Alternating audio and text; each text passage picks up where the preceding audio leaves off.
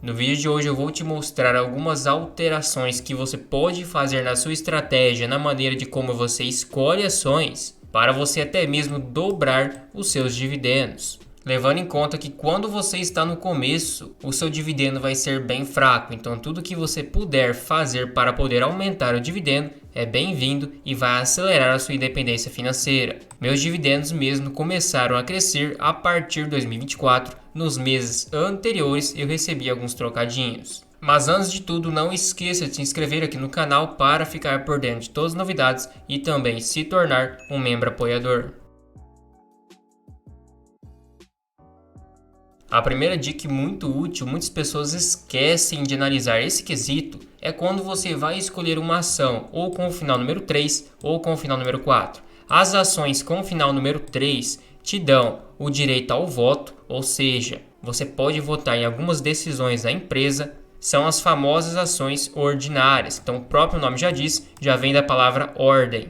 E as ações com o final número 4 são as ações preferenciais, então tem a preferência no recebimento de dividendos, você não tem direito ao voto. Mas o que acontece é que em algumas empresas pode haver descontos em uma classe de ativos comparada a outra. Na CEMIG, por exemplo, a número 4 tem um índice preço sobre lucro mais barato, valor patrimonial também e paga um dividendo bem maior, de quase 3% a mais. Então essas estrelinhas vão indicar que ela está ganhando em todos os quesitos comparado à CEMIG número 3. Isso se deve porque a CEMIG número 4 tem 80% de tag along, ou seja, caso ela fosse vendida, você recebe 80% do valor negociado e não 100%. Você não recebe, entre aspas, aquele ágio que sempre acontece na venda de uma empresa.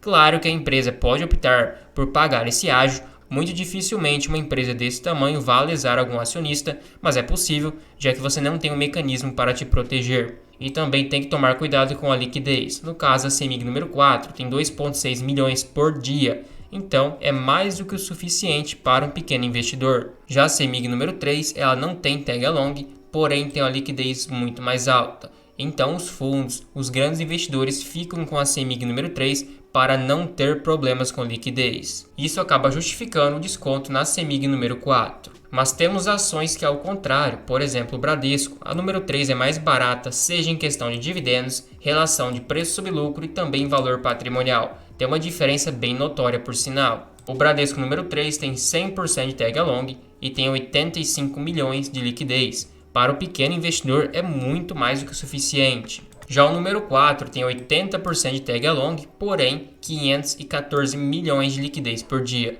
Ou seja, para os grandes investidores e os fundos de investimento, o número 4 fica mais atrativo. Um adendo é que para a CEMIG número 3 foram pagos 57 centavos de dividendos em 2024, 1,19 em 2023 e 1,35 em 2022, que dá basicamente o mesmo dividendo para o número 4. Já o Bradesco, as número 3 recebem um pouco menos de dividendo. Então por isso que a CEMIG número 4 paga um dividendo muito maior, quase 3% a mais, porque o dividendo pago é a mesma coisa, porém a precificação é diferente. Isso impacta diretamente para uma carteira de dividendos no longo prazo. Claro que se for visar segurança, a número 3 é a opção escolhida, porém precisamos colocar outros pontos também na balança. Agora outro ponto é como que você reinveste os dividendos. Muitas pessoas olham um dividendo que caiu na conta, como por exemplo, no mês 4 de 2024 eu recebi R$ 378, que foi um dividendo bem grande da Transmissão Paulista, que deu R$ 345 líquidos. E muitas pessoas iriam reinvestir na própria Transmissão Paulista, mas naquela época ela custava por volta de R$ 26, então eu conseguiria comprar 13 ações, e 13 ações multiplicado por um dividendo de R$ 2 mais ou menos, que ela está estimada para pagar em 2024, daria R$ 26 de dividendo. Dividido por R$ 345, que foi o meu dividendo reinvestido, eu teria um dividendo em cima do dividendo de 7,5%. Porém, se eu pegasse R$ 345 e reinvestisse no Banco do Brasil, que naquela época estava por volta de R$ 26,50, eu compraria 13 ações também. Porém, o Banco do Brasil está previsto pagar um dividendo por volta de R$ 2,90, então teria R$ 37 de dividendo. Dividido por R$ 345 que eu investi, um dividendo de 10,9%. Então teria quase 3% a mais de dividendo nesse único reinvestimento. Agora imagina no longo prazo, em 10, 15, 20 anos fazendo isto, investindo na ação que está mais barato, com o melhor cenário pela frente, como que você não aumenta os dividendos? E isso faz uma diferença absurda, já que é essencial você reinvestir todo o dividendo no começo. Outro ponto que pode parecer bobo, mas muitas pessoas acabaram enriquecendo e aumentando muitos dividendos, é investir em small caps lucrativas que crescem os seus lucros numa taxa considerável e têm um histórico de lucro já crescente há muito tempo.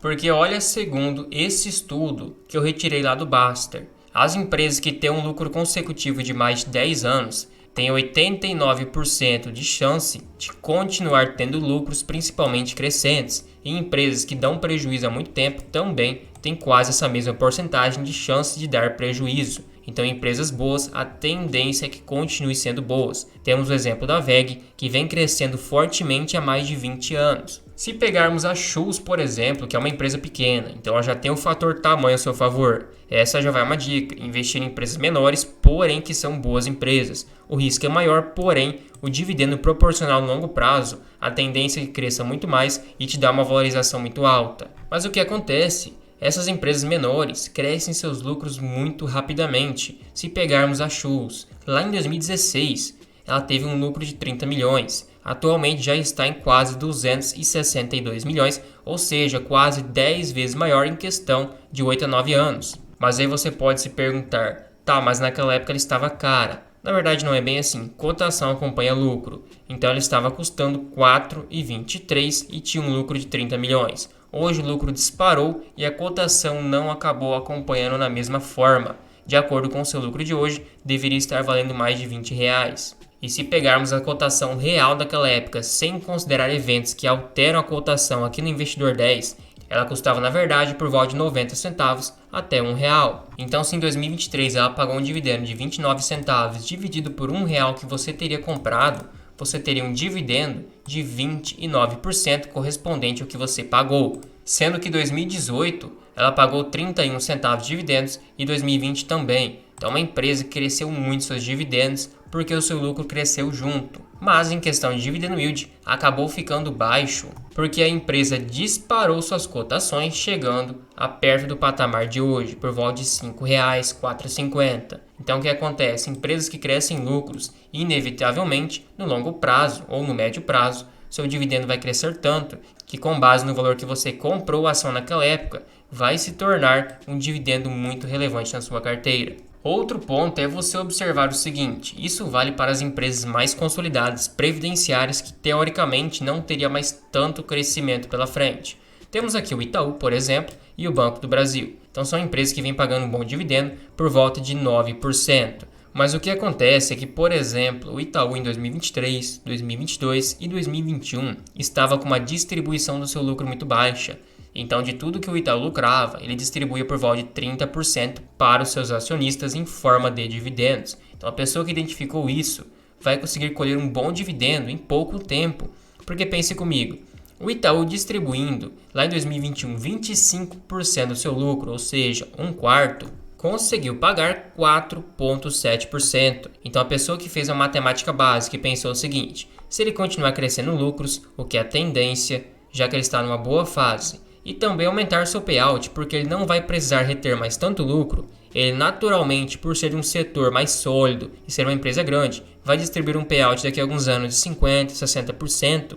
Eu posso receber um dividendo muito alto. Olha o que aconteceu agora, quase 9%, e a tendência é que continue esse ótimo dividendo, já que o banco tem uma estimativa de lucrar 40 bilhões no ano, e ele lucrando 40 bilhões dividido pelo total de ações daria um lucro por ação de 4,07 multiplicado por 0,6, que seria 60% de payout, um dividendo de 2,44, dividido por 28,18, teríamos um yield de 8,6% ainda. Então um banco que vem crescendo bem, pagando um dividendo de quase 9%. Aí muitas pessoas podem se perguntar, tá, mas a Selic paga 10,5% hoje. Porém, se você multiplicar 10,5% por 0,85, que seria o imposto, teríamos 8,92 líquidos dividido por 12, daria por volta de 0,74 por mês. Praticamente o que o Itaú está pagando, porém o Itaú tem o crescimento das cotações.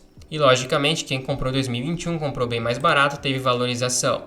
Então o payout não só em si reflete o dividendo, mas sim a valorização, porque o mercado ele é movido pelo dividendo ou pela projeção futura das ações boas pagadoras. Então o que acontece? O mercado sabe hoje que o Itaú está pagando 5%, mesmo que o lucro é recorde. Aí ele anuncia que vai aumentar o payout significativamente, vai pagar um dividendo bem alto, e a cotação vai subindo porque o mercado acaba migrando para a ação. Então você comprando ações de boas empresas que têm um payout baixo, elas não precisam crescer tanto o lucro para aumentar o dividendo, simplesmente aumentar o payout. Isso vale para o Banco do Brasil, que só de aumentar de 40% para 45% já dá uma boa diferença. O lucro projetado para este ano é 6,53. Se ele pagasse 40% de payout, daria um dividendo de 2,61. Pagando um payout de 45% que já é confirmado, daria 2,93, ou seja, 30 centavos a mais. Então isso sem aumentar o lucro, estamos considerando o mesmo lucro, porém com payouts diferentes. Então essa é uma estratégia, identificar boas ações, que é característica de uma empresa previdenciária ter um payout alto, e quando elas estiverem com payout baixo, logo a cotação vai estar também. Isso na maioria das vezes você colhe com a retomada desse payout, com um aumento natural, um bom dividendo e uma boa valorização. E por fim, agora eu quero te mostrar o retorno de cada empresa desde os anos 2000, ou no caso, desde o lançamento. Tem empresa que não foi lançada naquela época, reinvestir no dividendo e sem reinvestir. A VEG rendeu 10.000% a mais praticamente, reinvestindo nos dividendos. O Banco do Brasil rendeu 13.000%, sem os dividendos 1,9%. Então as empresas que o crescimento é lento, seu principal retorno vem dos dividendos, então exige um dividendo alto e faça de tudo para poder aumentar. A Vale também rendeu quase 3.000% a mais. A Ambev rendeu 2.000% a mais. A Ambev também tem um crescimento lento, já que é uma empresa que cresceu muito, dominou o mercado. A Engie rendeu também 2.000% a mais. Se não tivesse reinvestido, seria somente 1.200 e reinvestindo 3.200. Ou seja, o dividendo é o principal retorno de cada ação. Isso, claro, para as ações previdenciárias, ações de crescimento, como podemos observar com a VEG, a história foi outra, mas mesmo assim deu um retorno melhor reinvestindo os dividendos. Então faça de tudo para aumentar, siga a estratégia, compre boas empresas a bons preços e deixe o longo prazo agir a seu favor. Também não se esqueça de se tornar um membro apoiador aqui no canal, você recebe selos de fidelidade para te diferenciar nos comentários, tem prioridade de resposta, acesso a uma planilha de preço teto e a um grupo no WhatsApp exclusivo para membros.